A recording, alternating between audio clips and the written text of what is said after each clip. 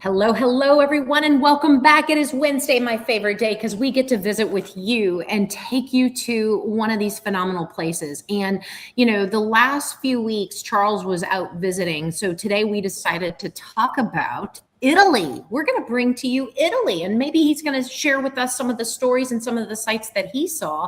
But I know today we're going to dive into some of these markets because, now Italy as a real estate market, it's not a single thing. It's a collection of completely distinct worlds that happen to share a border. And the Puglia buyer and the Lake Como buyer are not the same person, right? And they're not looking for the same exact property. And so we're going to dive in today and we're going to talk about that. And some of the properties that we have on Airdomo, we're going to call out attention to as well, because we've got some unique and rare offerings that we want to make sure that we bring to your attention. So Charles, bring to us some of this amazing thing that you saw and sites you drove through and all the greatness. Yeah, absolutely. It was a phenomenal trip with our children, and the first time being significantly out of the country, and we got to experience family and those unique discoveries that make travel and adventure so amazing. And it was also a valuable lens on what's really happening in Italy in terms of the property markets there. As we know, historically, Italy has been relatively undervalued in Western Europe, but I think that's changing fairly rapidly now. The golden visa landscape, which has shifted in the last couple of years as places like Portugal have tightened, Spain has been a little bit more restrictive in some areas. Italy has remained relatively comparably welcoming compared to those markets. And so it's become a little bit more of a smart alternative for the European residency through investment program. There's the flat tax regime, which is where non-domiciled residents pay a fixed €100,000 per year tax on foreign income, regardless of the amount. So obviously that's highly attractive for your high net worth buyers with global income. There's a 7% flat tax in the southern municipalities under 20,000 residents, so some of the smaller towns. That's targeting areas in Puglia, as you said, and also Calabria and Sardinia.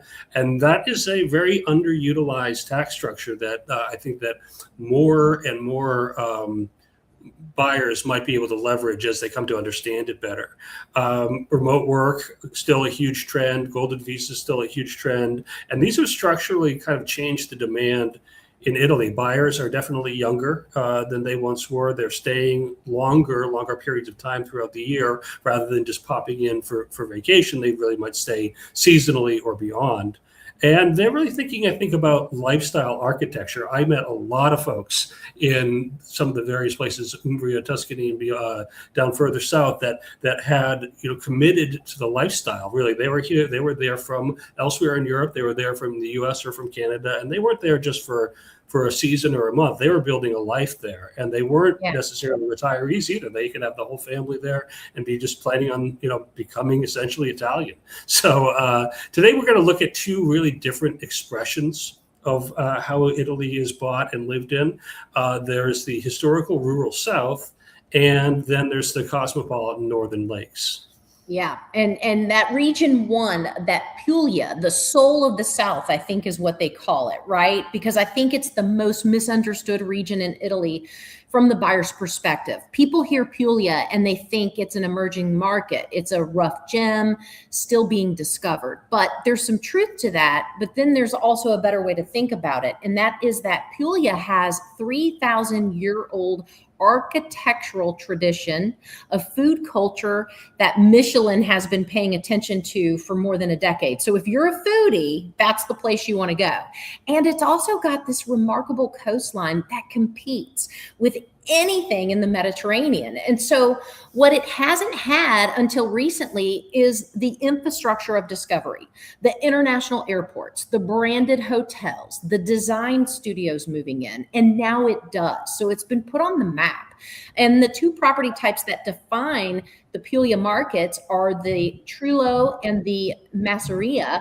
The Trullo, those extraordinary roofed stone dwellings that we see in pictures, right? And it's that protected architectural form found almost nowhere else on earth but in that area of Italy. And then you've got that masseria, which is fortified farmhouse look, the working estate that has been reinvented as some of the most sophisticated living in Europe. And Erdomo has remarkable contemporary lake take on both of those. Charles, tell us more about those. Yeah, we're very fortunate to have a development partner in Italy called Sterasa, who are they craft really extraordinary custom turnkey homes that are deeply attuned to the region and the history and the styles, and they are informed heavily by that sort of architectural legacy that you mentioned. So, for example, in Puglia, in Martina Franca, Il Trullo, there's a residence they've developed that has those really distinctive conical roofs, and it's those very striking materials, and that's something that you can, enjoy the extraordinary expression of that authentic style, but also customize, make your own, have highly modernized, and have a really best of both worlds. And that's available starting at around 1.4 USD. The Masseria style, they have another opportunity over in Ostuni. Ostuni is an iconic white hilltop city. This is set nearby, and from there you have access to the coast at Villanova and at Torre San Leonardo. So it's a versatile location, but it's really built on that historic farmhouse style with a wonderful unity between the home itself and the courtyards and the pergola and the surrounding landscape. So it's a big space, a big structure, but used in such a way that the space feels very organic and extraordinarily sort of natural to the area. So well worth checking out both of those on the Erdomo site. But broadly, in the investment context for Puglia, as we said, it qualifies for that 7% flat tax on foreign income, which is a major draw for non-EU retirees and remote workers. Martina Franca and Ostuni are two internationally recognized towns. They have both seen a lot of price appreciation since 2020 or so, and I think will continue to see that. And our partners, Sterasa, have really got the right model for welcoming international buyers with a contemporary design that is built around your lifestyle and your desires, but also just conforms and fits perfectly in the landscape and really takes advantage of that duality. So comparable properties in Tuscany and Umbria, other popular places, run considerably more, pound for pound, for probably 40 to 60% more for equivalent finishes and equivalent sizes. So Puglia is the value play here compared to those perhaps more conventionally visited markets or bought-in markets. And short-term rental demand has grown. It hasn't historically been the play to have the short-term to buy and do short-term rentals there, but that's definitely gaining ground. So it's something to watch for sure. Absolutely. And what I find compelling about Puglia specifically and the Sterasa collection is that they've solved the problem that most international buyers face in the Italian rural market, right? How do you buy something genuinely historic and genuinely beautiful without inheriting a renovation project that takes 5 years and costs twice what you expected to renovate, right? No, Sterasa is building these. They're turnkey. The architecture is rooted in place, but the product is contemporary, brand new, and complete. And that's a rare thing to find in this market. And the other thing that I love about them too is that they even fully furnish this. And so you, as an international buyer, building a new home with Sterasa, don't even have to worry about how am I going to decorate? How am I going to get furniture there? Because they handle all of that. So it's amazing. But now let's go north a little bit, because the Northern Lakes are completely different proposition, different buyer. It's a different lifestyle than what we just covered. And it's a different investment thesis. Lake Como and Lake Garda are not just beautiful, but they're genuinely one of the most coveted addresses in Europe. You have the Alps as a backdrop, a Mediterranean microclimate that allows lemon groves and the olive trees, right, at the same latitude as Zurich, and a historic tradition of European European aristocracy and industry and culture that has made Lakeshore one of the most consistently desirable places to own property in. So these markets are attracting that buyer that typically has a connection to Milan or Zurich. Maybe they're that global executive who wants a European base that is, they want a base that's beautiful and genuinely practical. The lakes are 2 hours from Milan. They're accessible from most major European cities direct, and they offer something you cannot find in many other luxury markets, which is 4 distinct seasons. So they do have fall, winter, spring, and summer, and they have serious natural beauty and real privacy. Charles, let's look at what we have there on Air Domo with the lake. So our partners at Strasa have also found the magic of those areas and built a couple of really extraordinary properties. One of which is called La Pietra. It's on the Lombardy side of the Bellagio and Varenna zone, and this is probably more understated character based around the stone traditions of the pre-Alpine sort of lake era. This is, I think, really defined by the detail. This is an extraordinary property, architectural quality, just you could see it throughout, well worth checking out on the Air Domo site. And another one that's on Lake Garda on the western shore is called La Terrazza. And this one I think is most special for, you mentioned the 4 seasons, that really plays out on those lake views. It's a very, very dramatically different sort of environment and vista that you can take in all year round. And this property is designed very specifically to absorb that and reflect that and let you just sort of revel in that change of light, change of season throughout the year. But as you said, Lake Como, very, very different from Puglia, kind of a tale of 2 cities, but that's what the Italian sort of model is. Every area has its own character and its own definition. Lake Como, of course, has always been a very elite address and thus has held historically better value than almost any other Italian market.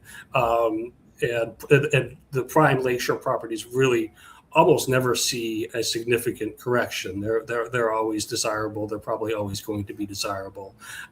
Lake Garda is the largest lake in Italy and the most visited in Europe. So there's a huge, of course, tourism demand underpinning the value, not just your personal value, desire to be there, but investment value, rental value, potential short or long-term rental value. That's all sort of guaranteed in that area.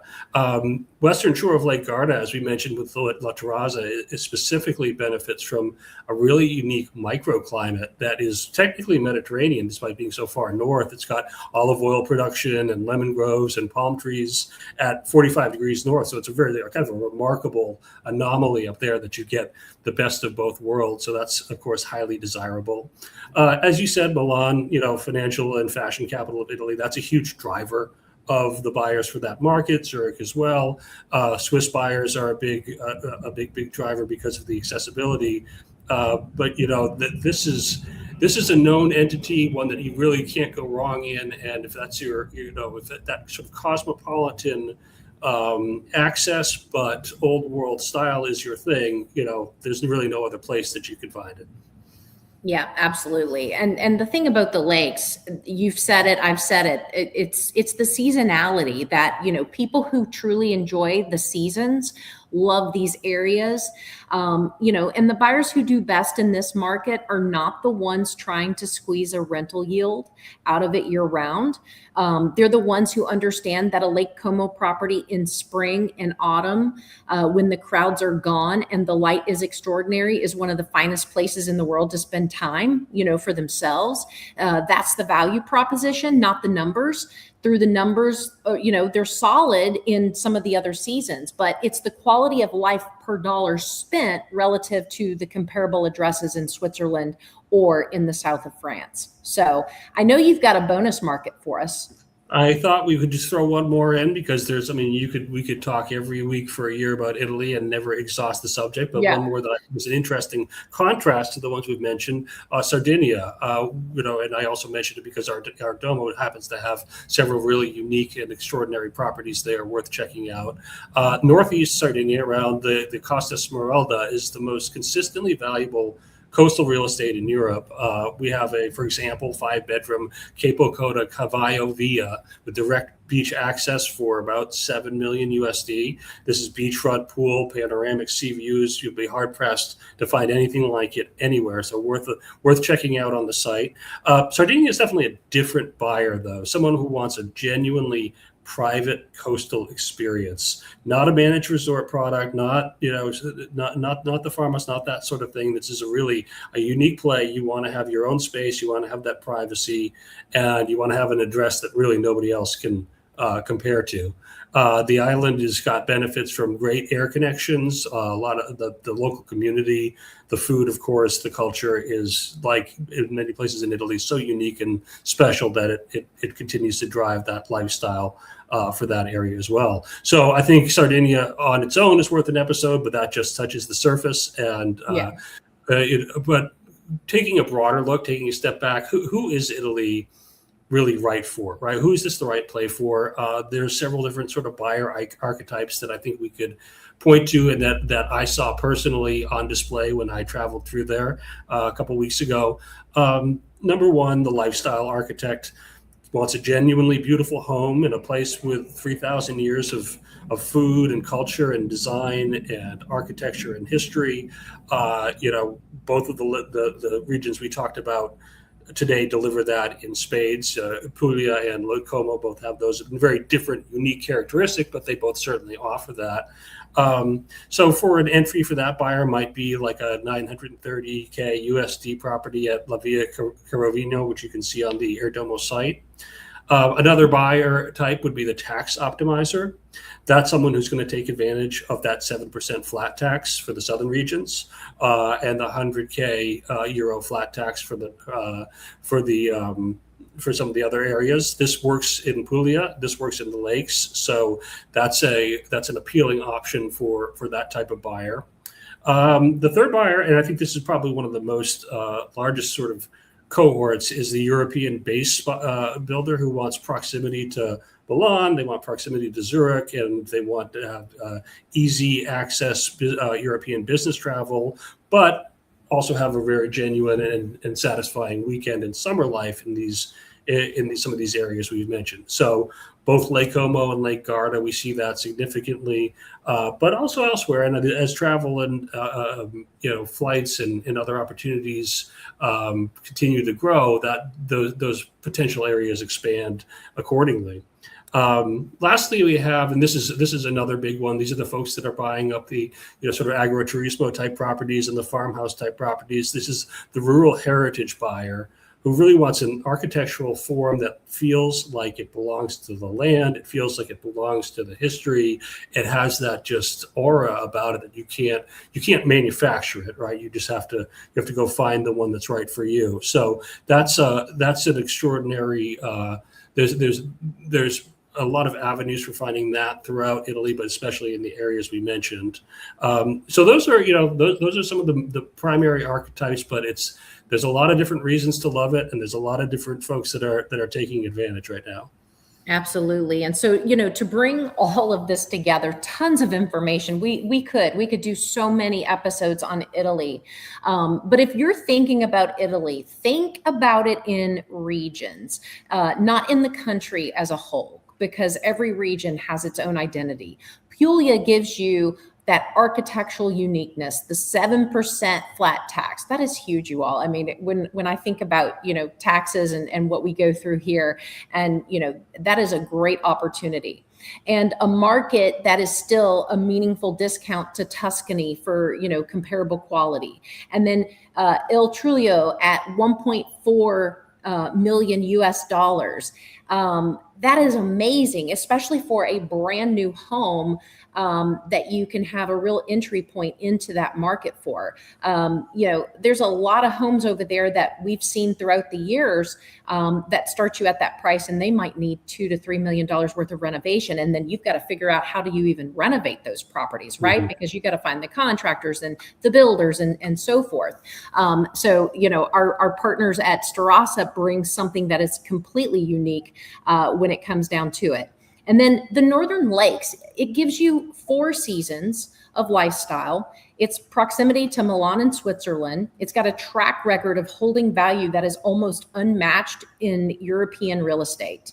At Lake Como and Lake Garda, both Starasas come in at under 1.7 million as a starting point for those homes. And that's for an address that people pay multiples of that to just cross the border into Switzerland. So all properties are on Airdomo now. Links in the description. And if you want to talk through any of these regions that fit your goals, we're happy to book a concierge call and have that conversation. That conversation is free, and it's fun for us to do because this is what we enjoy doing. And it's going to save you months and months and months of research. So as always, thank you for joining us. Thank you for spending your Wednesday with us. And Charles, I think next week we're going to bring them some great information on Panama, which I'm excited about. Absolutely. We've got a lot to talk about in Panama. Very exciting. And so we'll pick it up then. All right. See you all. Bye, y'all.